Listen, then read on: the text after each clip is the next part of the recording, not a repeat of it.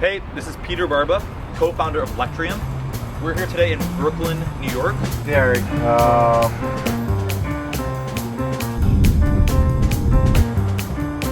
Today, we're focused on the Mustang Mach-E from Ford.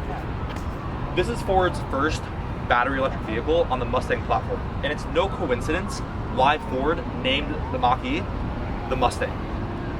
Ford kind of saw the future and knew that a lot of electric vehicles were coming to market in 22, 2023, 2024, and they really wanted their lineup to stand out.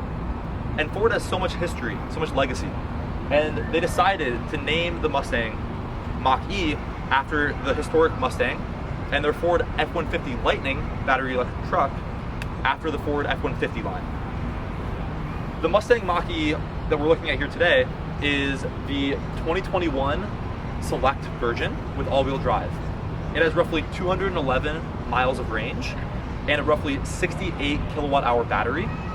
And this car has gone through multiple iterations since this version came out. We're now on the 2023, 2024 model lines, and the newer model lines have longer range. The Select version, I believe, has 250 miles now, up to the California Route 1 version that has, I believe, up to 312 miles. And the battery is also increased with new model years, going from a 68 kilowatt hour battery up to 70, and now up to 72 kilowatt hours. Speaking about batteries, Ford has changed the battery chemistry of these vehicles away from nickel manganese cobalt to lithium ion phosphate. And with this brings some benefits. On the older batteries, the nickel manganese cobalt, it was advised to charge them only up to 80%. To keep the battery as healthy as possible, and it's okay to charge to 100% sometimes, but on a daily basis, it was recommended to charge up to 80%. Now, with the newer LFP batteries, lithium ion phosphate, it's totally fine to charge them up to 100% on a daily or weekly basis. In addition to being able to charge it to a full 100%, the lithium ion phosphate batteries have the advantage of slightly faster DC fast charging. The older vehicles with NMC could only accept roughly 115 kilowatts from DC fast chargers, and now the lithium ion phosphate batteries can accept up to 150 kilowatts from DC fast chargers. Mind you, this isn't the best in the industry. There are other vehicles that can accept, and work with 350 kilowatt chargers, but it is a big improvement for Ford and for the Mustang Mach-E. The range of this car is perfectly suitable for a daily drive. Most Americans are not driving more than 200 miles on a daily basis. And, we always talk about charging on a 20 to 80% level, just because that's what we feel is kind of the norm after a few days of driving, and then plugging the vehicle in at home and charging it up to the next morning at 80%. And on a level 1 charger that comes with this vehicle, it's a portable charger that you plug into the wall, charging from 20 to 80% will take over 22 hours. We don't think that's a very good option for people, and JD Power agrees, and the EV satisfaction of charging with a level 1 charger is much lower than charging with a level 2 charger. A level 2 charger is, a device that Lectrium can install for you. It's wired directly into your electrical panel with a 240 volt outlet and up to 40 or 48 amp circuit, and that will give you a much faster charge. This vehicle can accept 10.5 kilowatts on its onboard charger, and this will allow you to charge from 20 to 80% in just 3.5 hours, roughly speaking. Much better than 22 hours for a level 1 charger. And, overall, we expect battery chemistries and charging technology to continue improving, and the charging speeds to decrease and ranges to increase. And one thing that's really important with electric vehicles is total cost of ownership. We've been working with our dealership partners to show them, to allow them to show their consumers federal and state tax credit eligibility, along with fuel cost savings. But to really quickly hit on federal tax credits for the Ford Mustang Mach-E, this vehicle is eligible for $3,750 of federal tax savings, and the Ford Lightning F-150 is eligible for the full $7,500 federal clean vehicle tax credit. The reason this vehicle is eligible for half is because it only meets half of the requirements for battery sourcing and assembly, which has to be done in North America, and there's a lot of other guidelines, but the important thing to note is that this car is eligible for $3,750 of federal tax credits, and starting January 1st of 2024, these tax credits become point of sale, where you can actually redeem them at a car dealership and have that reduce the actual purchase price of your vehicle. in 2023, 2022, you know, that tax credit was required to be, you know, submitted when you actually file your taxes, and it took longer to accept, to actually get that money back. So anyways, we're here in New York City. We have a beautiful skyline behind us. We have a lot to tell you about the exterior, the interior, the charging of this vehicle. We're super excited to do so. But yeah, let's get into it. The Ford Mustang Mach-E is a Mustang, but it's a different breed of horse. It's not as aggressive as a traditional gas-powered Mustang. It's the SUV. It has slightly less aggressive kind of features. The Mustang historically is an imposing vehicle, really a muscle car, and I wouldn't necessarily say that this is a muscle car. It still has the Mustang pony all over the vehicle to remind you that it's a Mustang, including on the key fob right here, on the wheels, on the front and back of the vehicle. But in general, it is a bit softer than a traditional Mustang. Talking about the exterior of the vehicle a bit, the charging port is on the front left of the car. It's important to note when you're installing a level 2 home charger or when you're considering public charging trips. And let's talk about the doors for a second. The doors of the Mustang Mach-E are a bit weird. They're growing on me for sure, but they're definitely a little bit strange. To open the door, you actually have to press this button right here and then pull this little handle for the front door where it pops out. A few quirks with this door is, you know, when you press this, you can't close it, which is a little bit weird. And I think it's because they don't want you to jam your fingers in here. And only after you've opened it can you then close it. For the back door, there's not even a little handle like this. Really, they want you to press this button and then pull it from here in order to open the door. I haven't had a problem with it. It just takes a little bit of getting used to, but it is a kind of weird feature that is unique to the Mustang Mach-E. The frunk of the Mustang Mach-E is relatively spacious for the electric vehicle industry. It's not as spacious as the Ford F-150 Lightning frunk, which is kind of all-time spacious, but it is nice. You can fit groceries in here, you can fit a backpack in here. It's larger than some other, you know, manufacturers' frunks. And, you know, to close it, you have to really kind of slam it, because if you just kind of lightly close it, it won't fully close.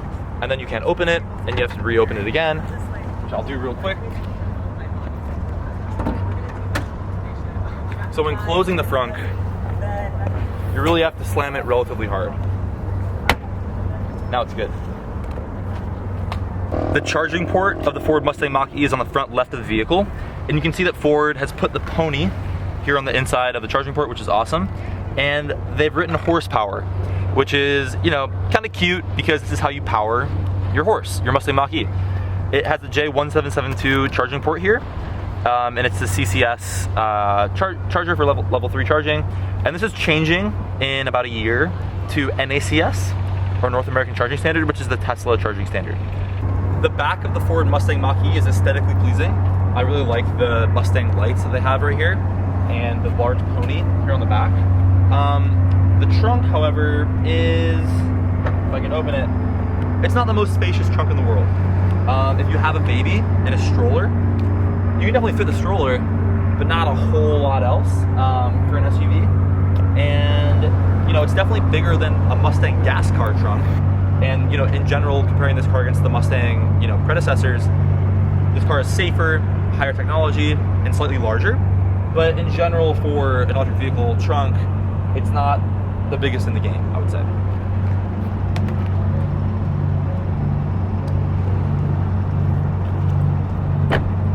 Always love power trunks and trunks.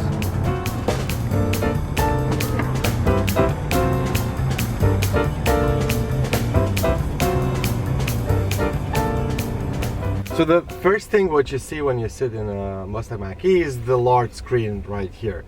It has one button that's more than most of the other electric cars, and the screen is okay. What do we have here? On the bottom you have a charging information. It will show you how much battery you still have and what is your range. You have, what is this? Sketch. I was interested in that as well. Yeah, I think you can write something. Nice. In case you're having amazing ideas when you're on the road. Yeah, Lectrium. I love it. Cool. We have a radio. We have Apple CarPlay. And Apple CarPlay is a really important feature for me personally. I actually navigate usually with Apple Maps. You know, we have a route plugged in here, which is great. I've heard that Apple Maps actually integrates with the battery state of charge of the vehicle. It's not doing it right now for us, probably because it's not our car and we don't have the whole software set up at the moment. But yeah, it's quite nice. You can see that we're actually playing Blink-182's brand new album. It sounds great, and this dial can be used to, you know, turn up the volume quite a bit. It also can be used, I believe, for the fan. It'll definitely take some getting used to, but I know some people are really tactile and they love having buttons and dials, and well, this only has this. It's getting the job done for me personally. About the quality, I don't know, like you can find these weird squeaky noises, and like the quality of the car is somewhat could be better, but probably it's not as bad as Tesla's interior. Yeah, you're probably comparing this against the Tesla Model Y, right? The starting price of this car right now is $43,000. You know, low 40s to mid 40s, which is similar to the Model Y. And you know, the steering wheel, the leather is quite nice on the steering wheel, which is where your hands as a driver will be most of the time. But I definitely agree, like the dash and kind of the roof, it's pretty basic materials overall. And this car is 2021, so you can already see that after 55,000 miles it has, you know, these little scratches, and it wears out. So if you would compare it to luxury models, they would probably be in the better state. Absolutely. Yeah, this is taking a while to load. Okay. I'm not sure what it does, but I'm curious to see what it does. Charge assist. Let's see. It must be pretty powerful if it's taking this long to load. A lot of data in there. Okay, search and activate in-network public chargers. So it's showing nearby charging stations and the power of those stations. I guess you can probably filter by the speed up there. Fast, ultra fast, and in-network. So I guess we removed fast. We've removed ultra fast, and now these are in-network Ford chargers. It shows the availability, which is nice. It's showing, I don't know what brand this is, FL2, maybe that's Flow, Blink, but then these are level 2 chargers, right? 6 kilowatts, 8 kilowatts, pretty slow charging stations. Try ultra fast, yeah.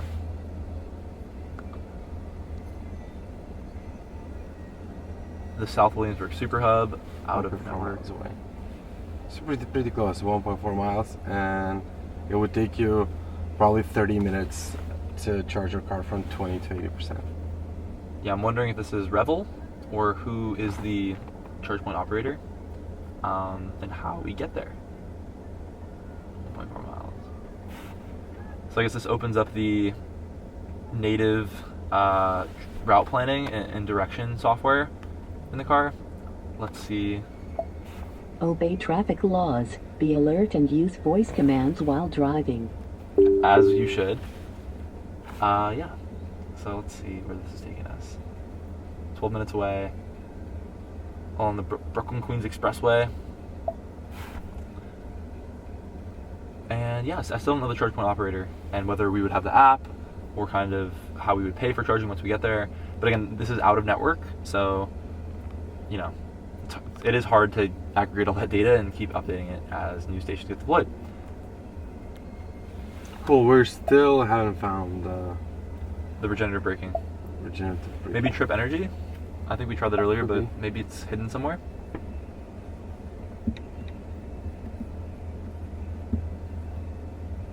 Lectrium.com.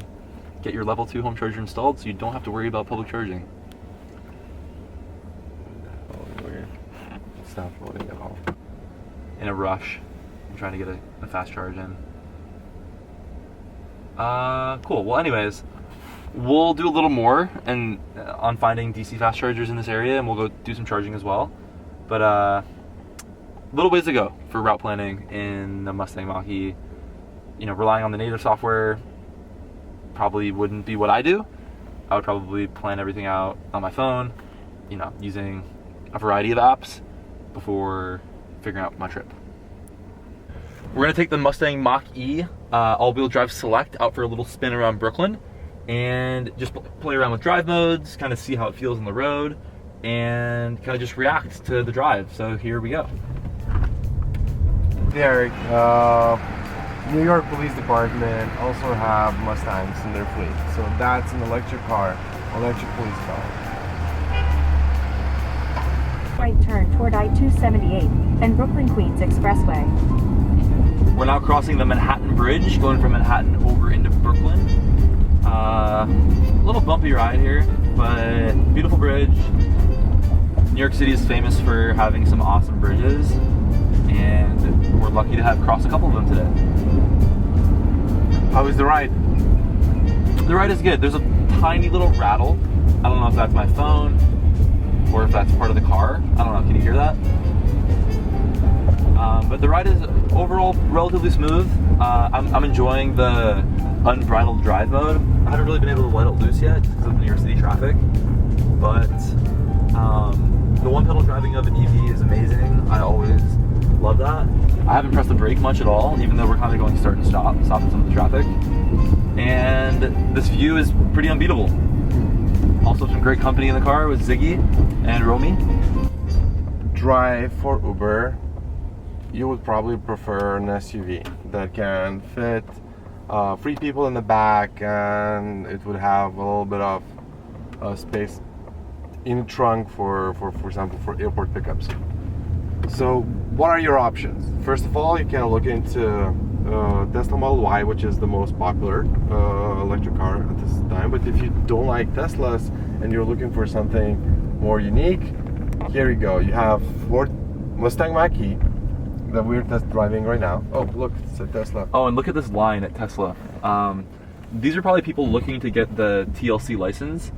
Look, we have a Rivian right here. We're in the Mustang Mach-E. There are Teslas and a line of people trying to become Uber and Lyft drivers, most likely, picking up their Teslas. You know, Tesla isn't the only option though. We're here in another electric car, like Ziggy's saying, that's an SUV, similar size to the Model Y, tax credit eligible, and for tax credit eligible, you can also check Volkswagen ID4, which is eligible for $7,500 federal. And if you're in state of New York or New Jersey, they might be eligible for state rebates as well. So other options are 2 Korean models, Ioniq 5 and Kia EV6. They both look really great, and different trims have different ranges, but they could be over 300 mile of range, so that is awesome. And then if you're looking for something more luxurious, you can look into Audi e-tron or BMW iX, also Cadillac Lyriq, or what else? What do we have? Lexus.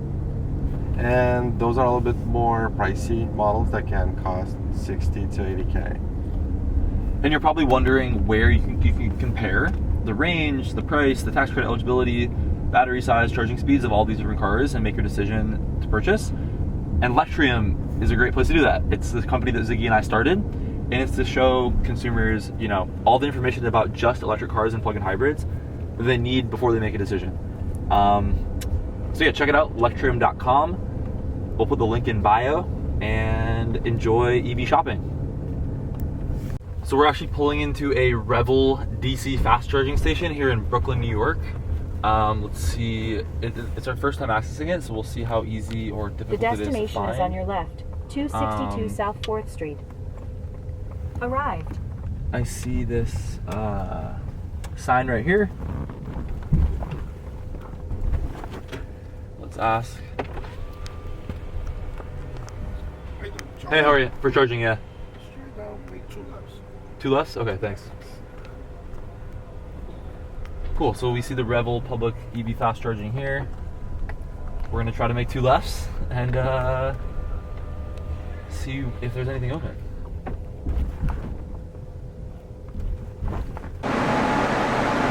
beautiful Williamsburg fast charging station. As you can see, it's full of awesome Rebels, Tesla Model 3s, Model Ys, kind of as far as the eye can see. And here's one of their chargers. We have a Tesla dock on this side and a CCS dock on this side. At first, the Tesla was on this side, and the attendant here was nice enough to move the Model Y so that the Mach-E can come and charge on the CCS dock. And we have some magic plug action going on here at the Rebel station. So you can see when we pull this out, it's the Tesla NACS plug.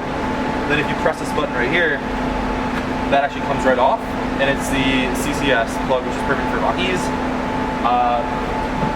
Love to see that. It's innovation that excites, and give me a second to try to start charging. I always like the behind the back move.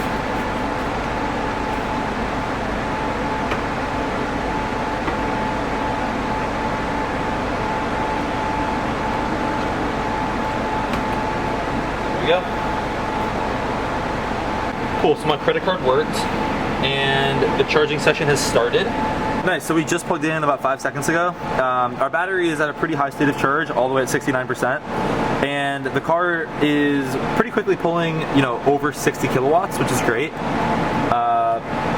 The Mustang Mach-E that we're charging has a battery that at max can usually pull around 115 kilowatts, but that's at lower states of charge. So this is actually pretty impressive, for just plugging in.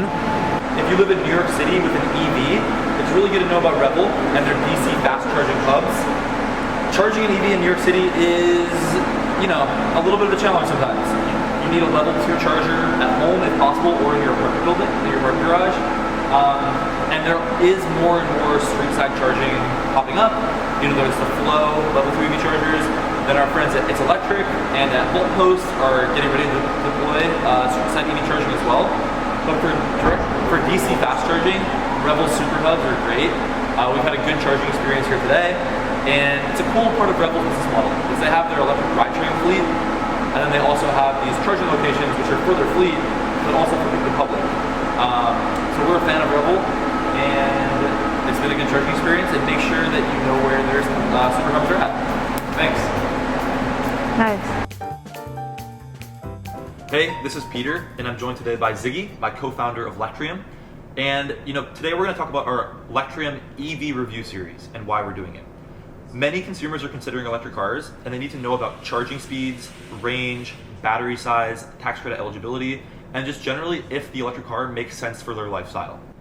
So finally, we are moving from innovators in the technology adoption curve to early majority.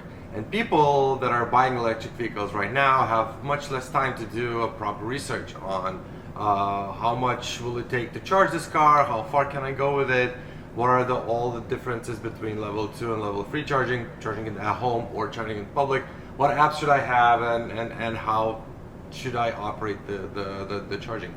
So I think we're here to answer those questions and get rid of all those anxieties and tell how does really electric vehicle charging going on. We're about to take the Mustang Mach-E out and do some real-world charging tests in it, and we'll also make sure to hit on its battery capacity, its charging speeds at level 2 and level 3, and generally whether we think this car makes sense for people with different types of lifestyles. Also, New York City just passed the Green Rides initiative for Uber and Lyft drivers to be driving cars that are either electric or wheelchair accessible by 2030. And today we'll be driving to the airport and we'll do some public charging and kind of see whether driving a Mustang Mach-E makes sense if you're an Uber or Lyft driver. And there are many options out there, so check lectrium.com/listings to find the EV or plug-in hybrid that makes sense for you and your lifestyle.